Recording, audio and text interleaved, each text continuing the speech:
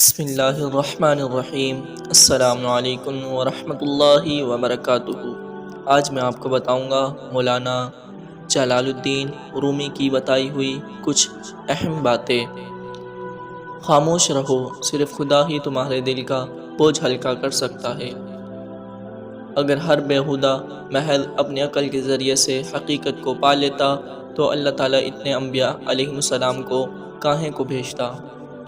عقل حقیقی وہی ہے جو اپنے خالق سے فیض یاب ہو۔ جو عقل عطائے کے اثر سے پیدا ہو وہ عقل ہی نہیں ہے۔ تدبیر وہی کارگر ہوتی ہے جو تقدیر کے حسب حلال ہو۔ جو شخص نیک اور ہوس سے آزاد ہو وہی اصل بادشاہ ہے۔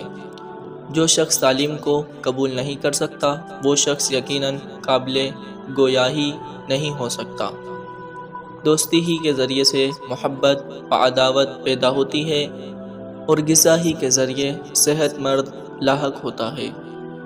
گمراہی بھی علم سے پیدا ہوتی ہے اور ہدایت بھی، جیسے تری سے کڑواپن اور میٹھا پن بھی۔ خدا جب کسی بدبخت کو دکھ دینا چاہے تو وہ بدقسمت ناشکری کا راستہ اختیار کر لیتا ہے۔ وہ لوگ جن کی نگاہیں جامن نہیں ہیں وہ باطنی ترقی کرتے ہیں اور حجابات کو چاک کرتے ہیں۔ جو کچھ خدا نے پیدا کیا ہے اس کی ایک حکمت باطنی ہے۔ اے منکر، ظاہر کے علاوہ باطن پر بھی نگاہ رکھ۔ جس جگہ خدا چاہے عقل بادل کی طرح برستی ہے اور جہاں اس کا غصہ پاتی ہے بھاگ جاتی ہے۔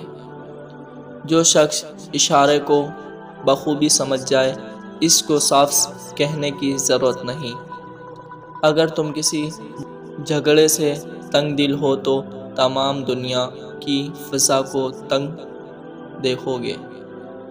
اے عزیز، بوڑھا وہ ہے جو عقل کا بوڑھا یعنی بزرگ ہو، نہ کہ داڑھی اور سر کے بالوں کی سفیدی۔